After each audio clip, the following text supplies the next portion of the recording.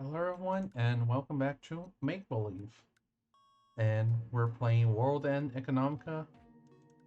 Last time we were in the Chinese restaurant where we were talking to the waitress, even though we didn't really want to talk, but she got some conversation going somewhat. And then the policeman showed up, but she helped you escape, and now you just ran somewhere. And let's see where Yoshiharu end up. Where am I?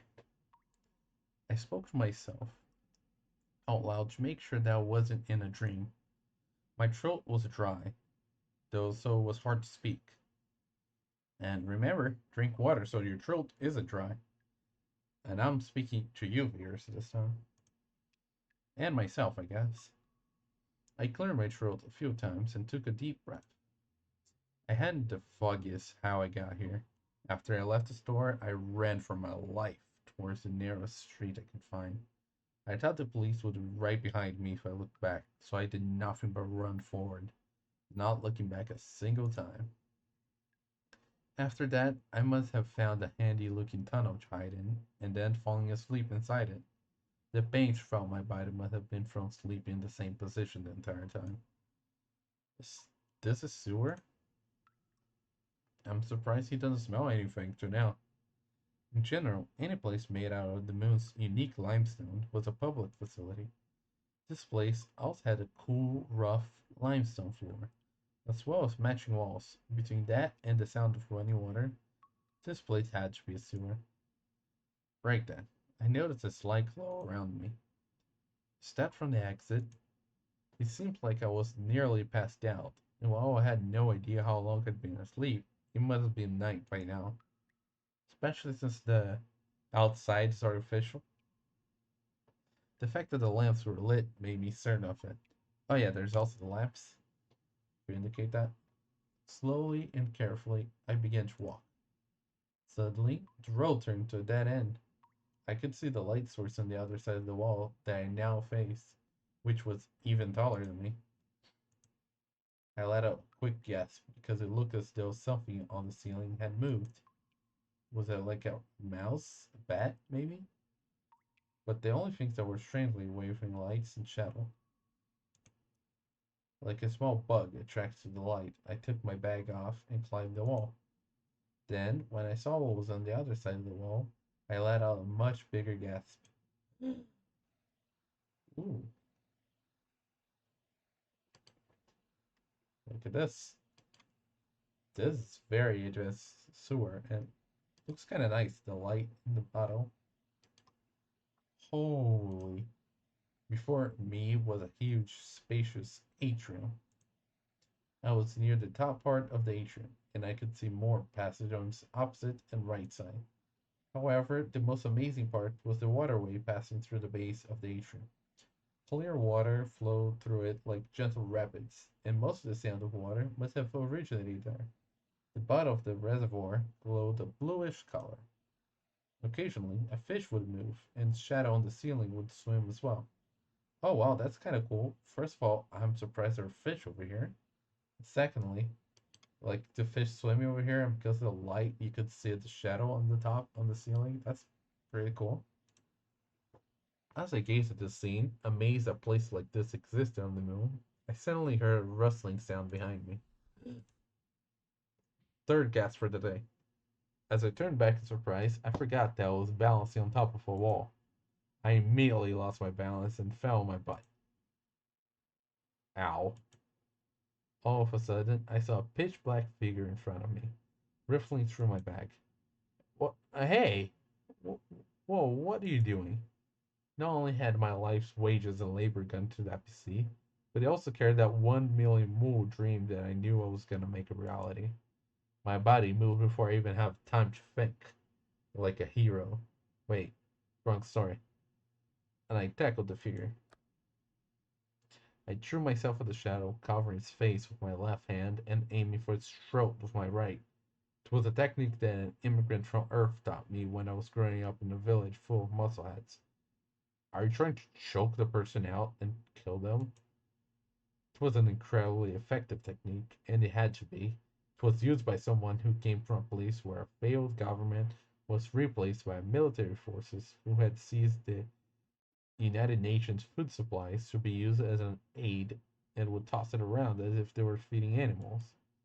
Because I was looking at the light coming from the waterway, my eyes still weren't used to darkness. The passage was narrow, though, so I couldn't miss. Not only that, my opponent was way weaker than I had thought, tumbling over as soon as I connected. Right at that moment, I saw a small, plank-like object fall onto the floor. The glowing object looked like it could be some sort of computer terminal. However, I was too busy thinking about punishing this idiot who was searching through my bag. So, was it your laptop that fell on the floor, mister?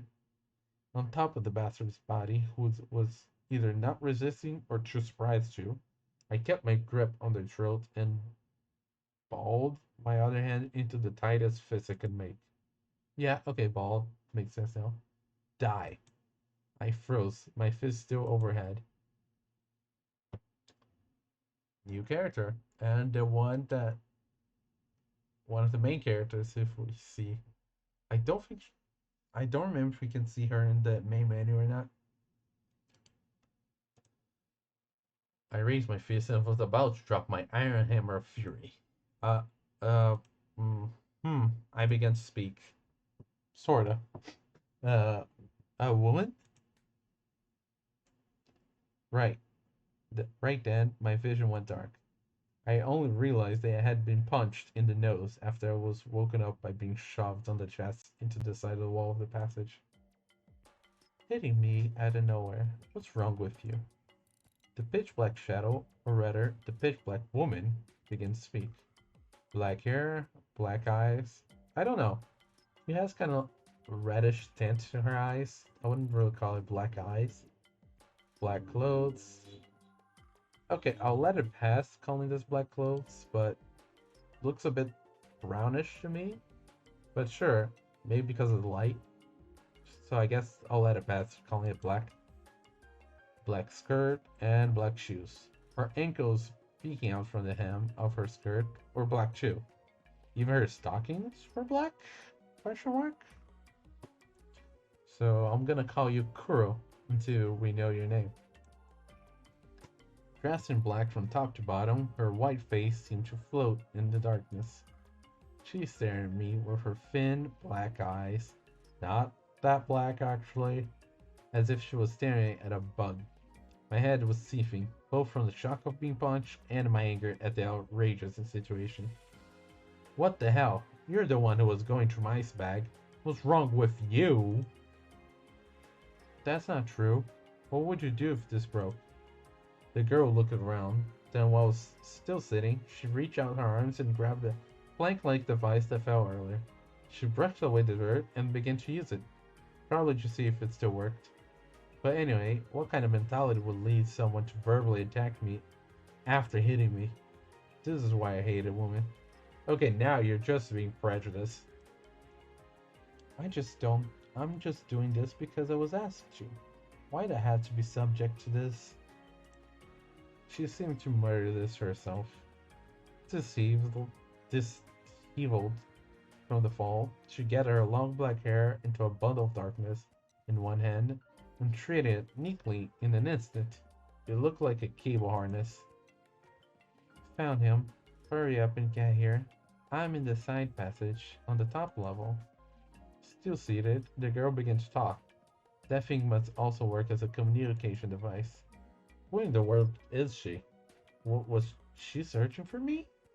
Yeah, she just said she found him. Or was she interested in what I was carrying? Yeah, no, I would say you, because she said him, not it. If that were the case, then I wouldn't hold back. Thankfully, I was in a dark, deserted, and hard-to-see place. I might have lost a fight just now, but if I went at her with all my strength, I knew I could win. Maybe I should take some naked picture of her and post them online once I was done. Oh my god, Yoshiharu. Really are just a punk, huh? With that in mind, her arrogant attitude and expression might come in handy. Right as I went to move my back off the wall, I heard a voice. I hear you, Wait 1 minute, the floors get complicated around there. As soon as I heard the voice, I felt a dark urge in my chest disappear. I had heard that voice before. It was the voice of the woman from the Chinese restaurant, who allowed me to escape. Hurry up, Lisa. The girl spoke curtly into the terminal. Okay, so the waitress is called Lisa. I feel like I'm losing brain cells just being around this guy. They aren't even talking right now, okay? I was dumbfounded for a moment and then glared at the girl. Huh? The girl glanced at me, then quickly turned away. She acted as if she had heard a stray dog barking outside her window. She was clearly acting the intolerable way that only women can, make it seem as though no insult or abuse or hurled her way could possibly affect her. Okay, can you stop just categorizing as it a woman thing?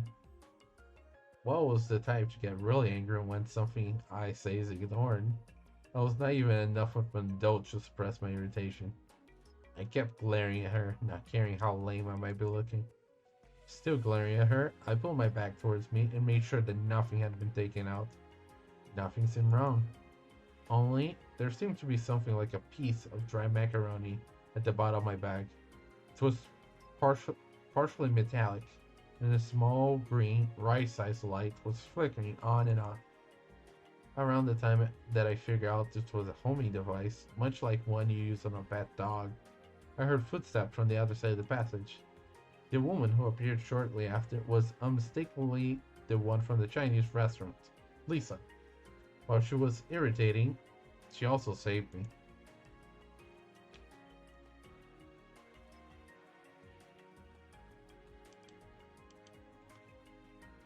There we go, see? Lisa and Kuro. So, this was Lisa? Phew, finally found you. I told you reception's bad around here. The girl in black replied. But I found you. It took a little while though. The woman wiped her forehead, which made her finally realize that her hair wasn't a mess. I'm amazed that you got all the way to a place like this. Were you here the whole time? While the woman talked, she took the flat device from the sitting girl. After inputting a few commands, the macaroni-shaped light in my hand stopped blinking and turned yellow. Is this a tracking device? Not answering the woman's question, I asked one back. Yes, I put it in there when you were bending over to plug your adapter in. You were busy being charmed by my legs, so it was easy to do. That's when she called you a perv, so you got distracted by that and didn't realize what she had done while you were busy. Gotcha. I wasn't charmed by anything. I shot back. This only caused the seated black-clad girl to shoot me a disdainful look over her shoulder. Well, I apologize for putting a homing device in your bag, but without asking, no matter what the reason, it is a nice thing to happen to you. Her easily offered apology left me no room to complain. Only, there was no way that someone who put a tracking device in someone else's bag could be an upstanding person. Considering this, I started to feel like her saving me at the restaurant might have been due to some ulterior motive. In any case, I was in the back corner of the deserted sewer. What I had just started off doing in my rage to the annoying girl in the black might now be done to me. You see, geniuses and the rich were gathered in the lunar cities, and most of them could be called extremely talented. However, they often said that the line between brilliance and madness was paper thin. There was no shortage of stories along the line of mad scientists performing unspeakable experiments on a nightly basis, or of wealthy perverts committing sickening acts one after the other. I looked up at the woman, the shaking reflection from the water dimly reflecting upon her face, and grabbed my bag with one hand. I was careful enough to spread my money across different pockets, so of course I carried at least a small weapon. But regardless of gender, the woman over there was taller than me. Gravity was weak on the moon, so if you thought about it as simple action-reaction, There wasn't much different here between a man and a woman punches and kicks. In that case, it came down to either wrestling or stiffening your body in one place and slam it into your opponent while conserving as much physical energy as possible. That was where the length of your limbs made a difference. So yeah, well, I get that he has he's living a life of fugitive. He's really just gonna like, okay, I'm gonna have to fight her. Oh no, that this person showed up. I'm gonna have to fight down. Like, calm down. Not only that, there was someone right next to me who most certainly wasn't on my side. I recalled the Adrian had just looked into. My leg strength, could I jump over the wall all the way over to the other side? Or if I made sure to land in the water, would I be okay? And doesn't Kuro still have your laptop? Just saying. Okay. While my mind was worrying through the possibilities, I gulped and said the following. Why are you doing this? Was your saving me a trap? I wasn't sure if I should say that much, but before I could make a decision, the woman spoke first. The woman smiled as if she was stumped and bent her head to the side. She then continued. For fun? My back stiffened with shudder. I had the feeling that I was going to be killed. You got to be kidding me. I still had dreams, and I just barely got to the starting line. I stood up and suddenly put all my strength to my tight muscles. She spoke right as my body began to fly up. But I mean, you wouldn't want to get falsely arrested, right? Unable to drain all the strength my thigh, my body floated as I hopped slightly backwards. With a slow, gentle trajectory, my back tapped against the wall. Wait, wrongly arrested? That's right, those two officers were chasing after a boy, age 15 to 17, height around 160 centimeters, slender, black hair, black eyes, Asian features, wearing a black backpack. A lot of black features, huh? Kinda like Kuro, except it's a boy, so yeah. But isn't that him? The girl in black replied to this description. That's what I thought too. But after talking to them some more, I realized that it was someone else. I was slightly confused. When did I get asked that? That one had known for a long time that was a runaway. I'd been going in and out of that restaurant for a while, and I had met her a number of times. Running away from home as a minor was technically against the law. While it was not something you'd be punished for, it was assumed that public order would be deteriorated by jobless, penniless minors wandering the street, and so they cracked down on. That's why the woman's words didn't make sense to me. Confused and with my back still against the wall, I heard the woman let out a small sigh and continued to talk. Those two officers weren't looking for just some runaway kid. They were after a thief. Thief? That's right, but well, considering his MO and the circumstances, I could see how someone like you could be suspect. Hearing this, I was reminded how persistent the woman was when it came to the most random things. Like asking what you ate yesterday? And that's why you wouldn't stop asking me whether or not I had lunch? Exactly. The other day, someone stiffed a nearby restaurant on the bill. According to an eyewitness, the suspect looked just like you, as usual. But well, I didn't think that someone who would order ayu jelly with a carefree, satisfied expression on his face right after gobbling up crab fried rice would do something like that, you know? The woman giggled as she said this. Slightly miffed, I glared back at her. I wouldn't do something dirty like that over something like dead moles. Of course not. I checked with Cyril too. Oh, and I made sure to hold on to your change and your adapter. That made me feel a little relieved. The adapter was especially important. If you were smart enough, you could just do just about anything for electric appliance. So most purchases required showing personal identification. If my adapter were to get returned to police as a lost article, they figure out my identity with a snap. And you need the laptop to be able to do your transactions to get money. So you need a charger. the adapter. So the adapter is with Lisa, and the laptop is with Kuro. Two things are very important to you right now. I heard that on Earth, even a child could anonymously buy parts that could easily be made into a cutting-edge missile. Now that was a scary place. Really? Well, I guess my first thought is Senku, but that is kind of fiction, sort of. So well, that's what's going on. You should come back to my place. I honestly could not understand what she was saying. What? Are you thinking of going back to the cafe? I asked Geralt, and he said that four stern-looking guys are taking turns patrolling the place. It was not a result that was hard to predict. Only if that's the case, then I'd be back sleeping on the hard ground of some deserted area. To be honest, doing that took a big toll on my body. Not being able to get a calm night's sleep was the worst part about this police patrol. As far as getting sleep, the big boat cafe had a roof and running water. If you said that you wanted to pay the premium fee, you get the sense of security that came with knowing that you'd be alerted if something dangerous started to go down. So I'm guessing that's why Sarah came to warn you that the police were coming over. The question was whether or not that's a reason to jump on an invitation from some suspicious woman to put tracking device in people's bag for fun. Understandable. Yeah, see, some of your actions, I think they're exaggerated.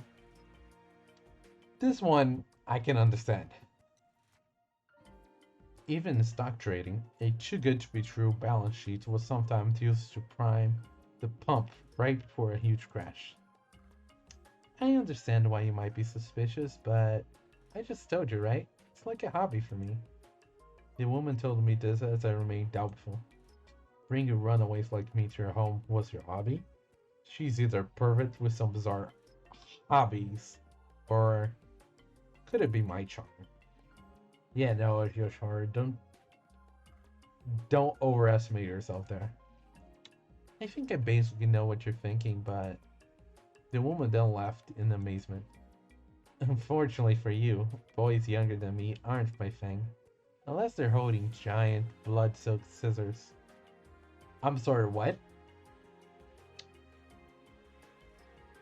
What's up with boys holding giant, blood-soaked scissors? Okay. I don't know what to think of Lisa anymore after that comment. Well, then what? What are you after? Is it money? As soon as I said this word, the smile disappeared from the woman's eyes. Hmm? Did she get mad? Just from that? Well, I had the feeling that I had already said a lot of other things that should have made her angry. I was still surprised at the sudden change. Watch my face, the woman must have realized the change in her own expression. Oh, well, I'm sorry. She spoke in a forced tone, then rubbed the air around her eyes gently with both hands. This completely disarmed and confused me. Not only that, I was faced with the grim reality of not having any place to go. The woman in front of me allowed me to escape from the restaurant, so in that sense, I owed her a lot. I then concluded that aside from the part about being a runaway, I did consider myself a decent human being, so I should probably reply with something like this. If I do end up being a burden on you, I won't be able to pay much, you know? While I had realized that she wasn't especially interested in my money, I still had enough decency to feel bad about not paying someone who took care of me. That's why I said what I said. But would she understand? As I kept staring at the woman, she finally grinned and nodded. There we go, we're on her good graces again. Of course. I'll take a little food and other costs, but it should still be a lot better than wandering around outside. Oh, and the woman continued. After all, I took care of Sarah too. Huh? Nothing you should worry about. So, what will you do?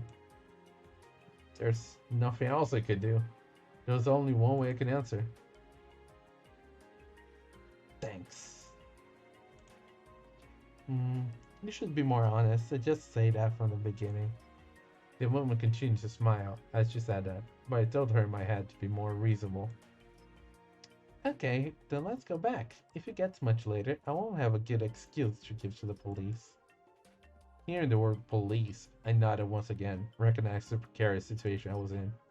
However, while both the woman and I tried to set off, there was someone who wouldn't budge an inch. Kuro. It was the girl dressed in black. While I wasn't sure if she was listening to my conversation with the woman or not, she had an absent-minded look on her face. Okay, I was about to say, like, what else would she be listening to? The water running? Everything else was basically silent. But then you mentioned how she had an absent-minded look, so maybe she was just distracted thinking of other things. It happens to me as well. What are you doing? The woman asked. It was a very pertinent question. The girl, still not answering, turned her head and stared my way. Her early conceited expression immediately reminded me of the irritating argument I just had with her. What? I just said this to her with a voice full of anger. I knew that my remark would be ignored or snubbed, but she was being so upsetting that it just came out of that way. As I expected, the girl then turned away snootily with all the annoying elegance of some sort of princess. I'm sorry, what? Hagana? Hagana, you're not trying to throw a tantrum like some child, are you? Hagana. Yeah, that's gonna be a hard name to remember. Says the guy that immediately remembered Yoshiharu, but sure. The woman used the name Hagana to refer to the girl. Still snootly turned away, the girl called Hagana gave no reply. With this, I was roughly able to guess what was going on. The woman inviting me to her house most likely meant that I would be living under the same roof as this obnoxious girl named Hagana. Naturally, I was upset that I'd been openly rejected by her, but taking a step back, I suppose I could understand how Hagana felt. See, there you go, Yoshiharu. Seeing from other people's perspective. You're getting better. You think? Lisa, now you're looking through Hagana's perspective. You're getting better. This put me at a bit of a loss. Should I get angry? Or should I respond like an adult? Only, this wasn't the time or place to dawdle. As I was about to say that I didn't mind even sleeping in the garden, she spoke first. I can't stand up. What? Hagana looked up at the woman who replied to her and continued. I can't put strength into my hips. It's because he tackled me. Hagana looked at me as she said this. The woman looked at me. You tackled her? Really? I vaguely recalled something like this happening in kindergarten or elementary school. Teacher so-and-so tackled someone or another. Well, it's not one to use violence without reason. If the girl in black looked over in response to a sound and saw someone searching through her own bag, wouldn't she have done the same thing? Right as I went to say this, I'm faced with the fact that I tackled a delicate girl and began to realize that I had done something that was hard to make an excuse for. Ugh, we're such unfair creatures. Okay, I can understand this argument right now. I'm not saying if I agree or not, I'm just saying I understand this argument compared to these other woman arguments. I curse a black-clad and white-skinned Hagana as a shrewd tactician. I guess so. Wait, no, but, well, I can imagine the situation. In that case, in a fight, both parties are to blame. The woman said this, then pointed at Hagana. Hagana looked at the tip of the finger as if it was covered in some kind of sweet syrup. If you can't walk, then have him carry you on his back. The woman pointed her finger towards me. Still attracted by the finger, Hagana's gaze shifted to me. Wait, how's that punishment for the both of us? That doesn't make sense. While I protested, the woman raised her eyebrows ever so slightly, as if she insisted that I listen to her. This was blatant favoritism, I thought. After all, the person that she's saying that has to be cared must also, I began to think, then realized. Ah, in a fight, both parties were to blame. Okay, hurry up if you understand. This wasn't just any ordinary woman. Hagana also made a face as though she had come to some sort of realization, then nodded. I sighed, put my bag on my front side, and walked up towards Hagana. She was sitting down, so her face was somewhat erotic position. What? She was sitting down. How was her face in a somewhat erotic position? Hagana had made a particularly expressive face to begin with and stared up at me motionless. Sadistic desires began to well up in me, thinking that I'd feel a lot better if I slapped the side of her face as hard as I could. Oh my god, Yoshiharu, control yourself. However, I felt as though if I dwelt on these thoughts for too long, I might actually slap her. So I quickly crouched down and turned my back to her. I wasn't sure how long it'd take, but living on the same roof as her seemed like to be a pain. At least until the friction between us settled down. I should avoid any potential points of conflict. Okay, I want to just say here that this quite reminds me of Twin Star Exorcist. Like, she reminds me of Benio, because the expressionless attitude, and they're both being forced to live under the same roof. Which is kind of ironic, because I started reading the manga recently. I watched the anime a long time ago, but I started reading the manga recently. So yeah, it kind of reminds me of that. Come on, Hagana. Turn your arms, and that's right. I tried to give Hagana, who seemed to be telling the truth about not being able to stand, a hand and climb on my back. Hagana's thin arm wrapped around my neck and then stiffened awkwardly. Actually, it seemed like this girl had never climbed on someone's back. Hagana, you're not going to be dangling from his neck. You're getting on his back. The woman explained, and after a bit of silence, Hagana shifted her body onto my back. Finally, two small but soft objects touched my back, as I was responsible for carrying her. I wrapped my hands around the bottom of Hagana's tight. It was filled with a strange thought. So this is what legs in stockings felt like. Okay, so the two small but soft objects touched my back. Is that what I think it is? And also, you just considering how legs in stockings feel like. Shit, it's not bad. He's starting to get conquered. Okay, stand. Another part of me nearly rose as well. But with a quick start, I put my strength to my two legs.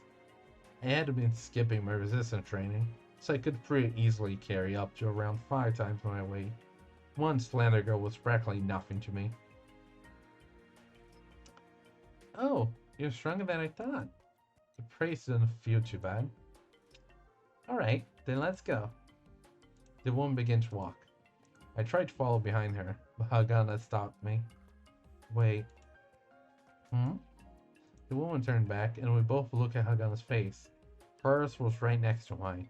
Suddenly, I smelled something sweet and fruit-like for a moment.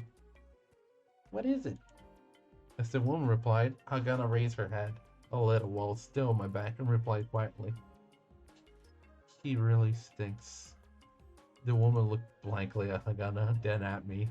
A strange, cheerful smile began to appear on her face. In a fight, both parties are to blame. I'm going to make her bow down to me one day. At that moment, I added another item to my list of ambitions. Another item for his bucket list.